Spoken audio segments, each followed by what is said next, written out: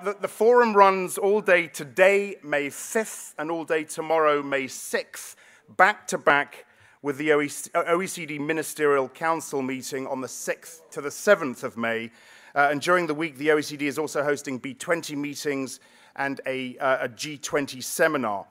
If you're new to all of this, OECD Week provides a key opportunity for the organization to engage with a broad range of stakeholders, including academia, business, civil society, media, and the trade unions, and combining the ministerial and the forum into a week of debate and discussion encourages all of these stakeholders to engage with each other and the ministers and the policymakers on key priorities on both their own and the OECD agenda. A couple of other bits and pieces alongside the moderated panels and the sessions that will make up the backbone of the event. There are several new features at this year's forum that I'd like to mention, and Discovery Lab is one of those. Meet the Author is an exciting part of the Discovery Lab program. Short, sharp, 45-minute sessions in which authors discuss their recently published books. Some of the names in this year's lineup: Robert Skidelsky, Diane Coyle, and Faisal Islam. Discovery Lab happens in the coffee area, the espresso area at the bottom of the escalator. Do check your program for times on the Meet the Author sessions. This year, of course, is special because in honor of 50 years of OECD membership, Japan is chairing the ministerial, and the forum will include a strong focus on Southeast Asia. Prime Minister Abe will be addressing the forum tomorrow morning at 9:45 in this room. As mentioned, Forum 2014, Resilient Economies for Inclusive Societies, is organized around three interlinking themes: inclusive growth, jobs, and trust. Sessions will explore the multifaceted nature of resilience and how to move forward in addressing economic, social, and environmental challenges. I'm not sure if the Ysembly app is working yet. We will see if we can get that to you before the end of this opening session, which will begin very shortly.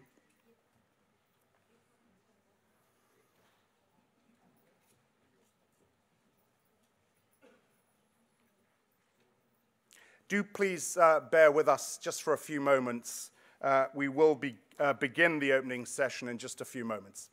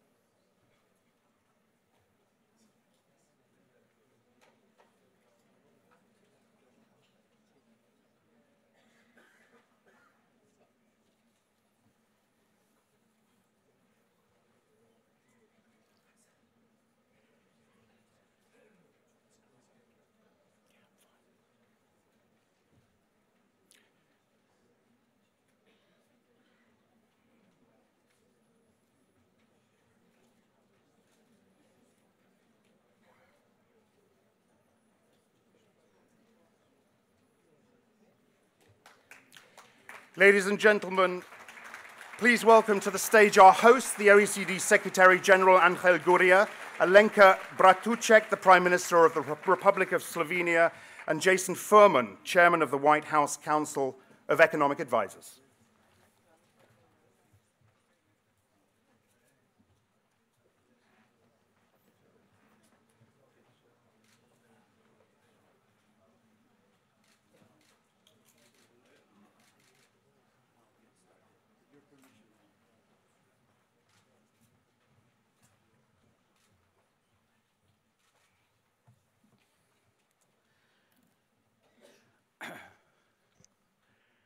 Prime Minister Bratušek, Dr. Jason Furman, ministers, ambassadors, ladies and gentlemen, welcome to the 2014 OECD Forum. Welcome to the OECD Week. Welcome to this quest towards more resilient economies for more inclusive societies. I cannot think of more urgent endeavors in the realm of public policy and human well-being. The great Gabriel Garcia Marquez, our dear, recently departed Gabo, Nobel Prize for Literature, who is now surely in Macondo having a coffee with Colonel Aureliano Buendia, one of his unforgettable characters. He once wrote, "La sabiduría nos llega cuando ya no sirve para nada," which translated freely means wisdom arrives to us when it's no longer useful. Well, this forum is an attempt to challenge that warning. After 6 years of crisis, the world needs our wisdom, the world needs our inspiration, the world needs our new ideas, and the world needs them now. There are billions of people waiting for that new idea. And that new idea can be born here at the OECD in these 3 days. This is a timely meeting. The global economy is showing important signs of progress. Global GDP is expected to grow by close to 3.5% in 2014 and close to 4% in 2015. Global trade is growing again, with growth forecasts of 4.7% for this year and 5.3% for next year. Global development aid has rebounded last year. It actually reached the highest levels ever recorded. Now, this is certainly all good news, but it is not enough. It is still not enough to bring the 202 million unemployed in the world back to a decent job. It is not enough when we have 73 million youngsters out of work. And it is not enough when inequalities in many countries are now growing faster than before the crisis. And it's certainly not enough when trust in leaders, governments, parliaments, corporations, banks, rating agencies, regulators, media is eroding and is reaching record lows. Now, our response to the crisis should be a game changer. We obviously cannot go back to business as usual. It's almost a cliche now. We cannot go back to the same active inertia where high net worth individuals and multinationals do not contribute their fair share to society, where the vulnerabilities of financial systems are camouflaged, where speculation and leverage keep flying high, and where some policymakers and economists are still clinging to economic models that have been proven obsolete, wrong, or unsustainable.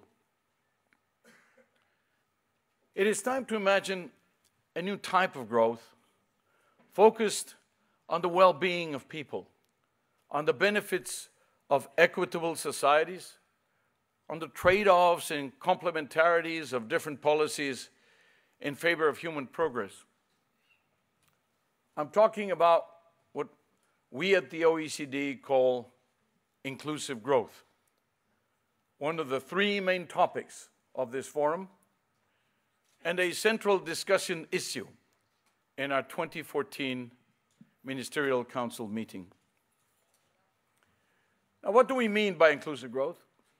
Well, basically, that economic growth should deliver better living standards for all, and that increased prosperity must imply better social outcomes and greater well-being. a substantial commitment to social inclusion is imperative to achieving sustainable economic growth in the 21st century. And with the right tools, with the right policies, we can make it happen. The OECD's Inclusive Growth Initiative takes up the challenge. It aims to enhance policymakers' understanding of the adverse effects of rising inequality on growth and turn inclusiveness into a driver of stronger economic performance. Not just a moral or ethical question, but a driver of stronger economic performance. Now, the second topic of the forum is jobs. This is still the center of gravity of the crisis. The crisis destroyed nearly 14 million jobs across OECD countries. And in spite of recent progress, most notably in the United States, many of our countries are still facing unacceptably high levels of unemployment. A large segment of the unemployed are under 25. And a worrying number has been out of work for more than a year. In the euro area, by the end of 2013, 1 in 2 unemployed persons had been out of work for 12 months or more. Now, fixing this deplorable situation implies some of the most complex policy challenges. How to create more decent jobs when companies are sitting on liquidity worth hundreds of billions of uninvested dollars. How to better help the unemployed to reconnect with the labor market when their skills are eroding fast and are no longer meaningful for the type of demands that the market is putting on them. What kind of labor market rules can help us reduce inequality in a systemic way? We're all here to address these issues. The OECD is helping governments tackle weak labor market adaptability and inadequate skills development. We're monitoring labor markets, training policy responses, and migration trends. And we're measuring it. This is not an intuitive recommendation. We're measuring it, we're comparing it, we're benchmarking it, and coming up with these recommendations. And we're accelerating our work to deal with youth unemployment with the OECD's initiative called Giving Youth a Better Start. Now, you have to understand, if education and training don't improve the lives of our youth, because notwithstanding these efforts, at the end of the efforts, they face the unemployment cliff, well, we will be undermining the most important value for any democracy and any market economy, and that is trust. And trust is precisely the third topic that we will address in this forum.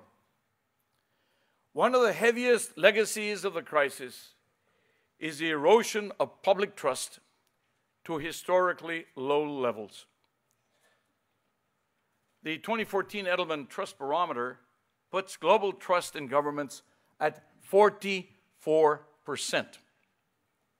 with record lows in places like France, with 32%, Mexico 28%, Poland 19%. These are alarming numbers. The evaporation of trust in key institutions weakens our democracies. It erodes social cohesion. It makes reform more difficult. It damages economic growth. Now, the OECD has a duty and a responsibility for reinvigorating trust.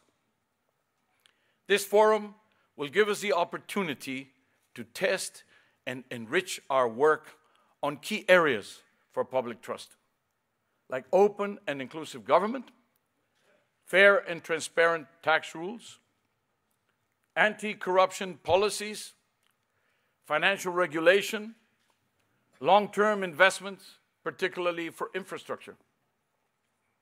These are enormously important tools to recover trust in governments and in leaders. Diane Coyle wrote in a blog precisely for this forum, and I quote, "We will only be able to make the necessary difficult decisions if there is enough trust in those whose job is to lead us." Now, to achieve these goals, it is also essential that we improve the productivity and the competitiveness of our economies.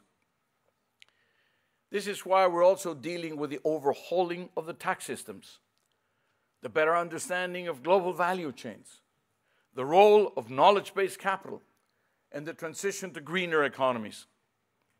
We need to look beyond the quick recovery fix to lay the foundations of a new type of growth that makes these crises improbable, if not impossible, in the future. So we'll have to challenge conventional knowledge. We'll need new economic thinking and acting. This is what is expected of the OECD.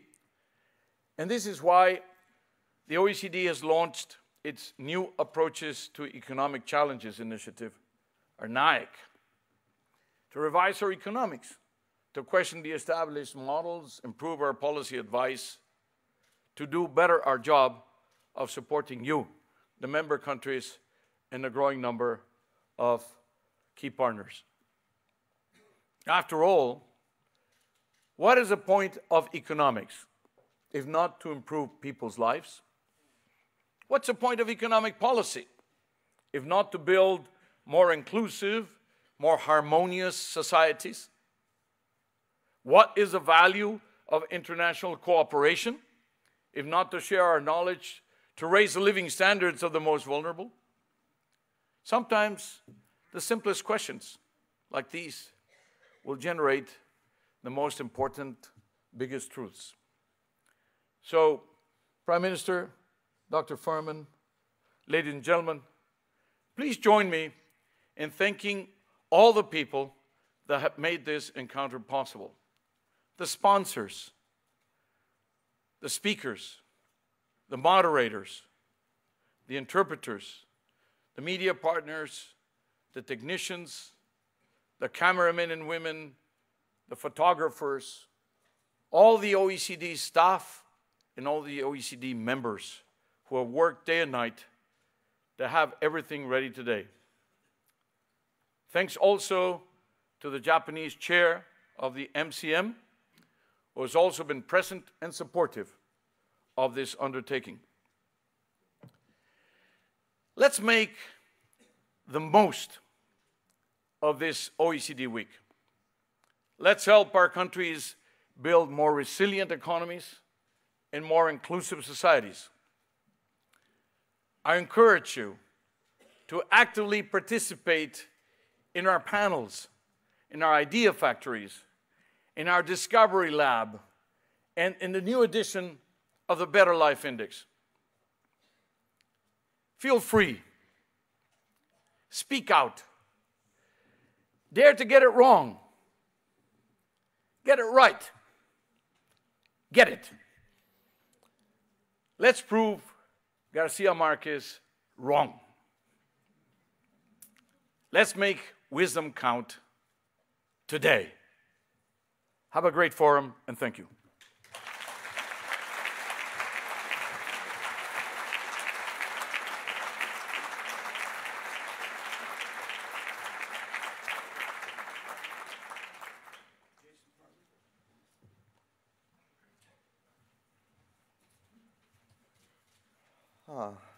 Thank you, Mr. Secretary General, for those inspiring remarks. Madam Prime Minister, I think a lot of what I have to say is very consistent with what you said, Mr. Secretary General, and thank all of you for giving me this opportunity today. 5 years ago, economic policymakers around the world were faced with one of the most tumultuous and trying periods since the 1930s. Today, the economies of the OECD are in the best position they have been in since the crisis began. The United States economy has now had 4 straight years of economic growth. The euro area has posted positive growth for 3 consecutive quarters. Japan has grown for 5 quarters, and Korea has had an impressive 22 consecutive quarters of economic growth. In fact, of the 34 OECD member states, 29 of them grew from the 4th quarter of 2012 through the 4th quarter of 2013, up from 20 the preceding year. But substantial challenges remain. The United States has seen its unemployment rate cut by more than 1/3 from its high in 2010, but it is still unacceptably high, particularly due to long-term unemployment, which is our nation's largest cyclical challenge. The euro area has not seen its unemployment rate meaningfully fall from its all-time high, and youth unemployment is an extremely serious issue in a number of countries. Other countries like Japan have substantially lower unemployment rates, but still appear to have output gaps and more work to do. In many of our economies, additional aggregate demand would help speed the process of recovery, and in the United States, President Obama is pushing investments in areas like infrastructure and support for the long-term unemployed. I am, however, confident that we will eventually dig out of the hole left by the Great Recession. But even after we do, we will still face the major challenges that we faced in the decades leading up to the crisis. To understand those challenges, I want to step back and talk about how we judge the economy. One of my jobs as chairman of President Obama's Council of Economic Advisors is to regularly update the president on all of the economic data. I send him memos on at least 20 different economic indicators a month and meet with him in person to brief him on 1 or 2 of them every month. But if I could only have one indicator of how the economy is doing, it wouldn't be advanced durable goods shipments or new residential sales. It would not even be GDP. If I could only have one indicator, I'd want to know what median household income was. Median household income is the best gauge of how typical families are doing in the economy. And unfortunately, in the United States, median family income has not made any progress in the last 15 years. Similar statistics for other OECD countries show that stronger income growth for middle-class families from the 1950s through the 1970s has also given way to much slower growth or stagnation since then. Why has this happened? The answer varies from country to country. In the United States, we have seen a substantial increase in our productivity growth rate, starting with the new economy in the mid-1990s and continuing through today. But this growth has not translated into commensurate income gains for middle-class families, as inequality has widened substantially due to a range of factors including technology, education, institutional changes like the decline in unionization and the fall in the minimum wage, as well as globalization. Many other OECD countries, like in Europe and Japan, have also seen increases in inequality, although from lower levels and smaller increases. In these economies, in many cases, the biggest reason that income gains slowed was a steady decline in productivity growth throughout the post-war period that, despite innovation in recent decades, has not shown up in the same way in the productivity statistics. Although the causes vary from country to country, the central economic goal is the same. It's what the Secretary General was describing: how to strengthen growth and ensure that all citizens have the full opportunity to share in that growth. And if we succeed in that task, we'll make sure that growth is more sustainable as well. I want to briefly highlight some lessons from around the OECD countries on how to promote more inclusive economic growth. Not all of the lessons I will talk about are economically desirable or politically feasible in all of our economies, but they give a sense of some of the approaches that one could consider. I will talk about policies in 4 general areas. The first is policies that directly expend both economic growth and economic opportunity. One leading example in this area is preschool, which has among the highest returns of any area of economic investment. Mexico, France, Spain, and Belgium, to name just a few countries in the OECD, have close to 100% preschool enrollment for 3 to 5-year-olds. President Obama would like all Americans to have high-quality preschool, and several states and cities are already moving forward on this goal. A range of other policies, including expanded access to college and improved demand-driven training, all have the potential to improve both growth and to simultaneously ensure that the benefits of that growth are shared. The second set of policies are ones that are focused on directly increasing economic growth. Economists understand that there are 3 ingredients to growth: labor, capital, and what we can broadly call technology. Countries have or are pursuing different approaches to expand labor. In France, for example, you see policies aimed at encouraging more births. Japan is very focused on having more women participate in the labor force. In the United States, we're pursuing common sense immigration reform. At the same time, we need to improve investment, not just the quantity of investment, but also its quality, which many countries have helped to achieve through business tax reform. But it is not just private investment, but also public investment in areas like infrastructure. And this is an area where I can hold out fewer models from across the OECD, because in almost all of our countries, we're investing too little, less than 2% of our GDP.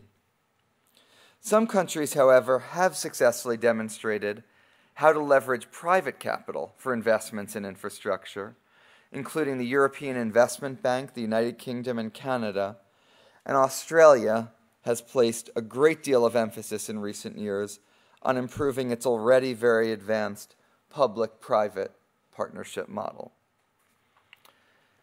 Technological advancement depends on a range of policies like public investments in research, tax subsidies for business research, and a legal and regulatory environment that encourages and rewards innovation. In addition, another way to expand total factor productivity is trade that allows greater specialization and focus on comparative advantage while respecting the environment and bringing up labor standards, which highlights the importance of agreements like the Trans-Pacific Partnership, TPP, and the Transatlantic Trade and Investment Partnership, TTIP. The third set of policies is aimed at ensuring that everyone shares in the benefits of growth. Currently, countries like Switzerland and the United States are focused on raising their minimum wages, while Germany is in the process of establishing one. In our case, President Obama's proposal is to raise the minimum wage from $7.25 per hour to $10.10 per hour, which would benefit 28 million workers and move our minimum wage more closely in line with both its past inflation-adjusted value in the United States and with the current value of the minimum wage in other OECD countries. One place where the United States is leading, and a role model for many other countries, is with what we call the Earned Income Tax Credit, a tax subsidy of up to 45 cents for each dollar earned by families with children. The policy has been remarkably successful in reducing poverty, rewarding work, and encouraging increased labor force participation. Policies that improve the income distribution can also affect growth. Historically, economists worried that these sorts of policies would reduce growth and create a trade-off. But more recently, there is a growing recognition that high inequality, if left unaddressed, can be harmful for growth because it may encourage excessive financial leverage, limit human capital accumulation, and have harmful side effects on the political system and social cohesion and trust that underlie successful economic performance. Recent research from the International Monetary Fund finds that in a sample with a wide range of countries, a more equal distribution of income is correlated with higher and more sustainable economic growth. Finally, the fourth set of policies I want to briefly highlight is concerned not just with incomes and wages, but with wealth. The increase in inequality we are seeing is driven by disparities. It's driven in part by disparities in wealth and the returns to that wealth.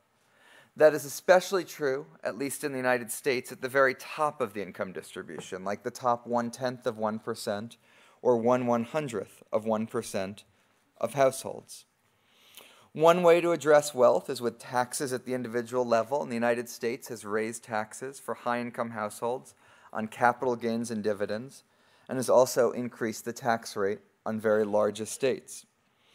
It is also important to focus on the corporate level, particularly preventing a race to the bottom in corporate taxation that would distort business decisions and undermine our ability to tax capital income and address our fiscal challenges.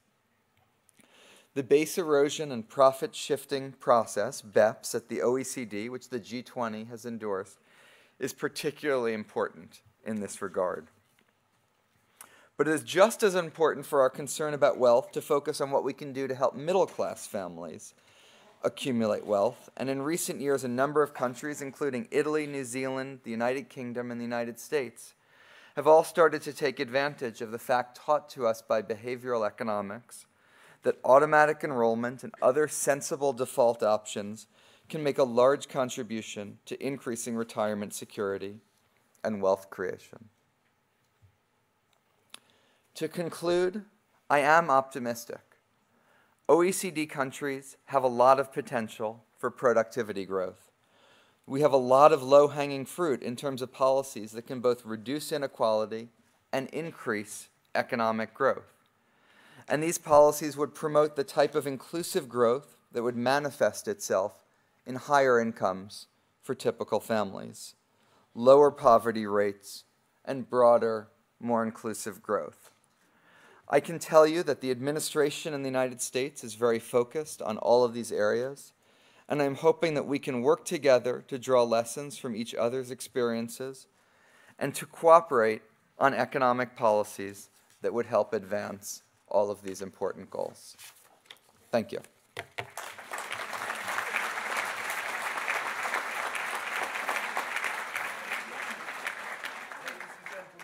Ladies and gentlemen, can you hear me?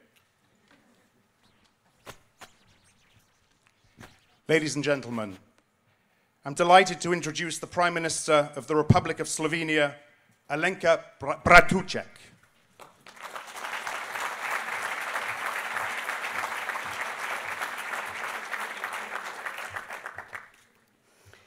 Dear Secretary General, dear Chairman of the White House Council of Economic Advisors of the United States, dear ambassadors, ladies and gentlemen.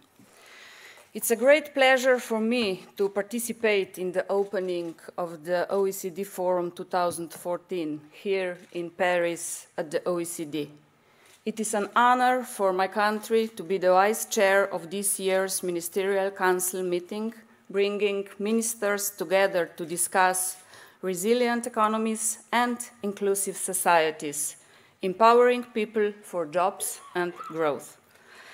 The topic of this year's OECD Forum is a strong message, and every word is a pillar for our current and future work.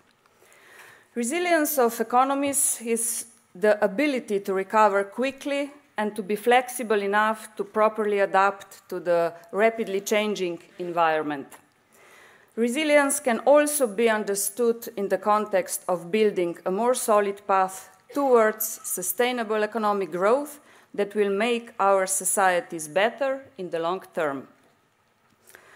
But growth should not come at an expense of certain parts of the population, be it the youth, the elderly, or the less fortunate. Growth needs to be inclusive. When designing measures intended to spur economic growth, we should not forget to tackle inequalities, provide assistance to the ones in need, and build trust in both public and private sectors, political and economic life. These are the challenges we must tackle now. Being here with you represents a great opportunity for me to share with you the perspective of Slovenia on the current economic situation and the key challenges my country has to confront to achieve a stronger, inclusive, and greener growth as a member of EU, as well as a member of the OECD. First, I would like to say some words regarding my country. Slovenia experienced rapid economic growth following its independence in 1991 and membership of the EU in 2004. GDP per capita has been converging with the OECD average. In 2009, however, GDP declined by nearly 8%, which was one of the sharpest falls among OECD countries. Since then, Slovenia has been affected by the crisis. But after years of recession, I'm glad to be able to say that Slovenia is back on track. There are now encouraging signs of stabilization of economic activity as Slovene economy expanded by 2.1% year-on-year in the fourth quarter of 2013. These are the first 3 months of growth after 8 consecutive quarterly declines. And according to the latest forecasts, this year Slovenia will record economic growth again, even though previous forecasts were far from optimistic. Likewise, for 2015 and 2016, it is expected that GDP growth will be further enhanced. But as it will be discussed during this forum, the level of economic growth should not be the only goal we strive for. Other measures of population's well-being are equally important. In this regard, Slovenia performs very well in several segments of OECD analysis and ranks close to the average or higher in several topics in the Better Life Index.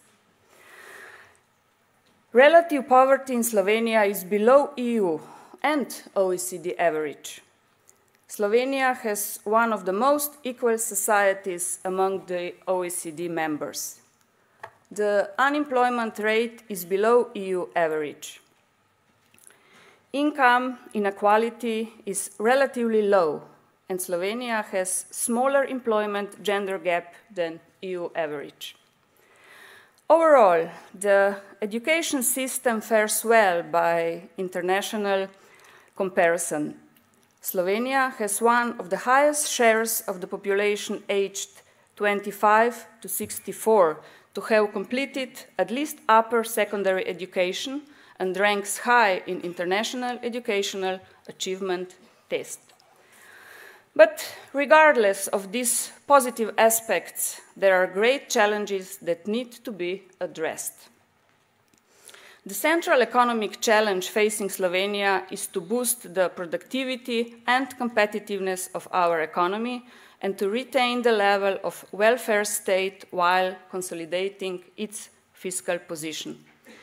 The measures taken after the 2009 crisis are positive steps in this direction.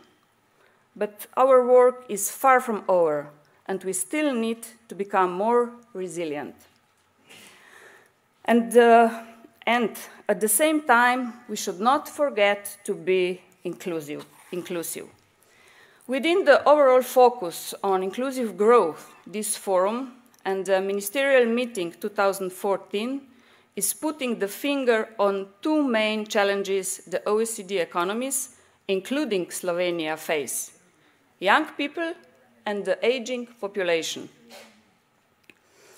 Population aging is a demographic revolution affecting the entire world. For the first time in history, our global population will no longer be young due to lower fertility, increased child survival, and better health. Aging of population is putting pressure on public finance. Healthcare and pension costs have risen rapidly as a share of GDP in many countries, and my country is no exception. But aging should not only be seen as a burden, as it can create opportunities for innovation, new markets, services, and industries. We now need to adapt our economy and our societies to this fact. One example of such changes is adjusting pension age in line with the rise of life expectancy. But from Slovenia's own experience, let me tell you, those kind of changes are far from easy to implement. They require wide social agreement, and this is what Slovenia is embarking on. As many OECD countries, Slovenia has also experienced rising youth unemployment in recent years. My government designed a program named The First Challenge 2014, which is part of the EU Youth Guarantee. The program seeks to promote employment among the young, unemployment under 30, which will enable them to be integrated into the work environment and improve their job prospects. An additional aim of the program is to contribute to achieving fast and stable employment among the target group and reduce the disparity between supply and demand in the labor market. But only with successful implementation, the Youth Guarantee, we will achieve a reversal in 2015, reducing the number of unemployment among the young. This is my government's top priority. What we still need to tackle is the challenge of building trust. Confidence in national government and in financial institutions are below the OECD average because of unpopular structural reforms we had to adopt in the last few years and with needed austerity measures. In order to tackle all those challenges, we follow your advice, Secretary General. We go structural, we go institutional, and we go green, taking into account the need to go resilient. Slovenia goes structural. Bank recapitalization that took place in December last year has reduced uncertainty. Slovenia is aware to the road to undertaken in the future. Only further ambitious structural reforms can pave the way for the return of stronger growth. The restructuring of the corporate and banking sectors, privatization and reduction of the role of the state in the economy can create the conditions needed for sustainable economic growth. Those are the kind of measures that will boost productivity and competitiveness of our economies and induce job creation. Slovenia goes institutional. On May 2013, Slovenia adopted two main changes in the constitution: the fiscal rule and new referendum legislation that allow us to have a smoother legislative procedure and swifter adoption of reforms. Thereby, Slovenia shored up its credibility, sending a positive signal to markets. But the work here is far from over. We still need to make the fiscal rule operational in practice and enhance our budgetary framework accordingly. And these are only the short-term tasks ahead of us. We go green. Slovenia is the second smallest OECD country by size and the fourth smallest by population. We enjoy rich biodiversity and landscapes due to our location at the junction of several ecological regions. The measures taken in past few years include promoting the use and exploration of renewable energy, adapting to climate change, and increasing the competitiveness of the agriculture and food processing industries. But our energy dependency is still great, our food self-sufficiency insufficient, and our work in this field is again far from over. With all this reform activity ahead, we are glad to be part of the OECD family. The OECD brings a unique set of skills based on more than 50 years of sharing experiences and benchmarking best practices by its 34 member states. This success, Secretary General, has attracted interest from many countries, including mine. The result is that the OECD today is a global organization in which all the important actors in the international economy are working together to devise common standards. A global organization helps small countries, as mine, to keep the reform momentum and to reach a global impact. With the emergence of important new players, the so-called BRICS, it is necessary to engage them all to address current challenges the world today faces.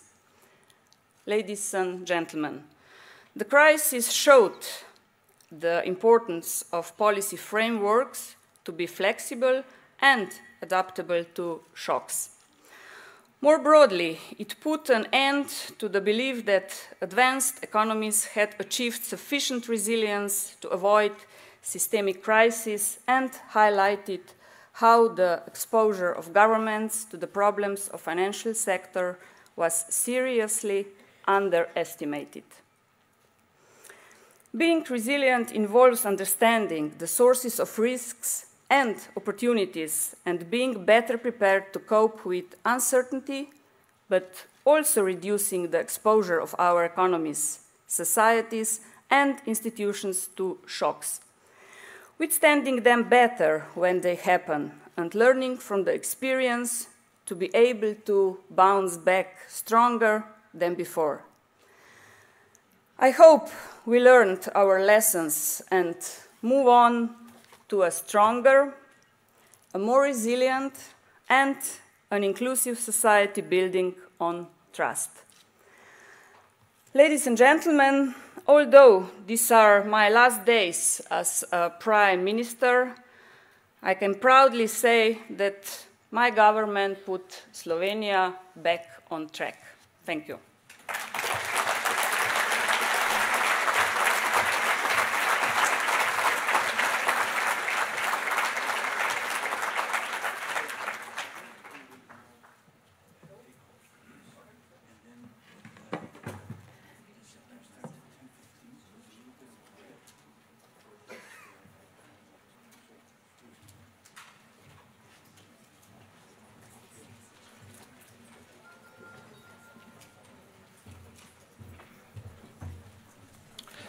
Ladies and gentlemen, if you just stay in your seats for a moment, please.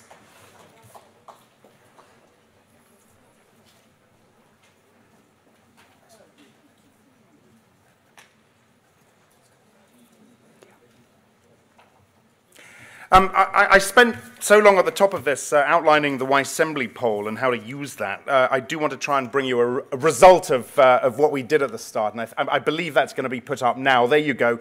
I asked you to prioritize the themes, and 66% of you went for inclusive growth, 19% for trust, and 15% for jobs. Plenty of sessions over the next couple of days addressing all of those issues.